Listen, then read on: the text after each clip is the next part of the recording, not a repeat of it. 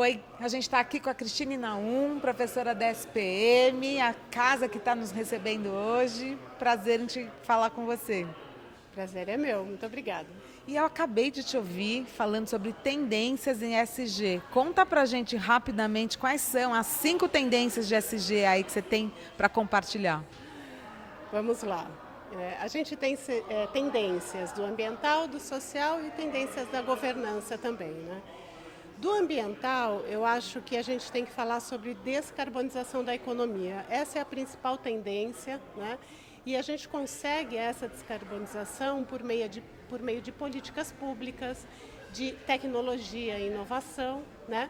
E também por meio de planejamento estratégico, né? Então, empresas, governos se mobilizarem para a redução das emissões de gases de efeito estufa. Então, descarbonização da economia é uma grande tendência. Dentro Né? de ambiental. Dentro do ambiental, exatamente. Uma outra tendência dentro do ambiental é o mercado de carbono. Então, o mercado de carbono aqui no Brasil está se regulamentando, né? Foi aprovado agora o mercado regulado de carbono, e essa é uma tendência que deve se solidificar e ajudar também na estratégia de descarbonização. Então, tanto empresas quanto governos precisam estar bastante atentos a essa estruturação do mercado para a comercialização das permissões de emissões e também dos créditos de carbono. Né?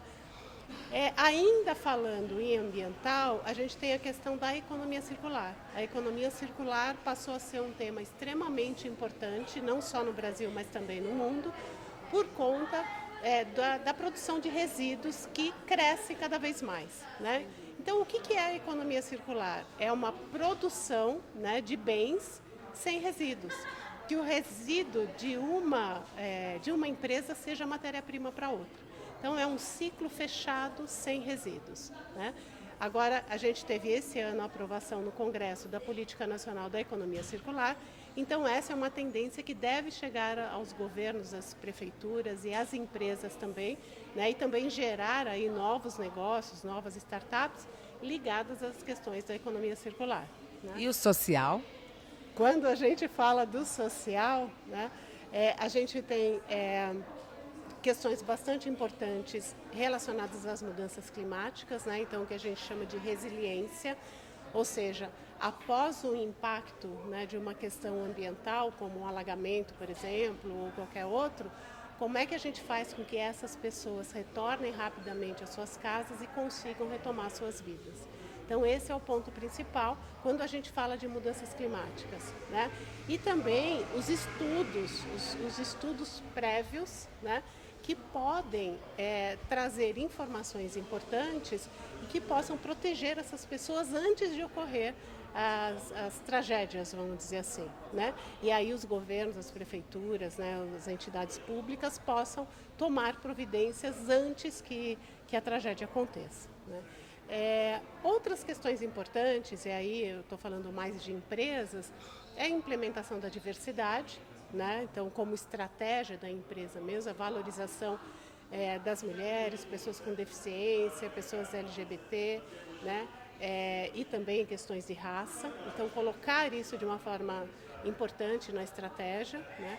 E também a questão principalmente da saúde mental e emocional, né? Que também tem sido já uma agenda desde a pandemia para cá, né? Mas agora se intensifica muito. Então, essas são duas agendas aí importantes para a empresa.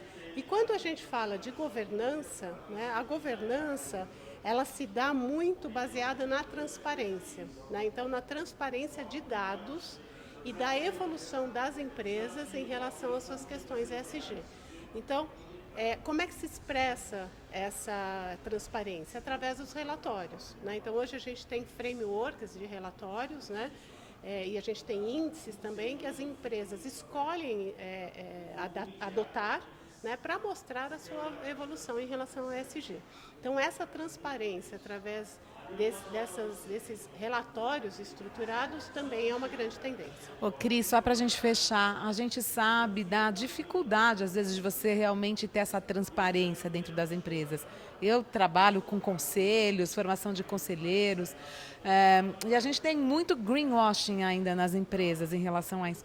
Como é que a gente consegue conter isso? Qual que você acha que é o movimento e qual é a atitude do consumidor em relação a essas marcas que às vezes não são tão transparentes conosco e nem com a sociedade, com os outros stakeholders? Eu acho que essas empresas e marcas, né, que tentam enganar o consumidor, elas vão enganar por um período de tempo, né? Isso não se sustenta, essa mentira não se sustenta por muito tempo. Eu acho que o consumidor ele pode buscar informações sobre o produto, sobre a origem da matéria-prima, como que o produto é feito, como que ele é distribuído e como que ele é descartado, né? Eu acho que existem algumas fontes de informação que o consumidor pode buscar, né? Mas a gente ainda está longe de um consumo consciente nesse nível, né? Vamos lembrar que nós somos um país pobre, né, em que as pessoas consomem aquilo que elas conseguem consumir, né?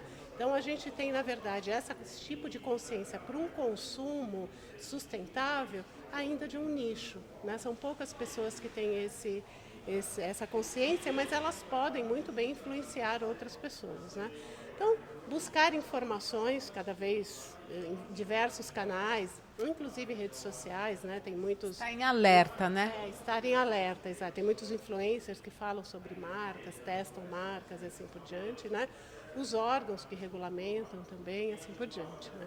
Mas, sem dúvida, greenwashing é uma questão, mas o próprio mercado, os investidores, o sistema financeiro, o próprio consumidor vai peneirando essas empresas, vamos dizer assim, né? E elas ficam, sem dúvida, pouco tempo no mercado, porque ficam mais expostas. Muito obrigada e obrigada pela tua contribuição com a gente aqui.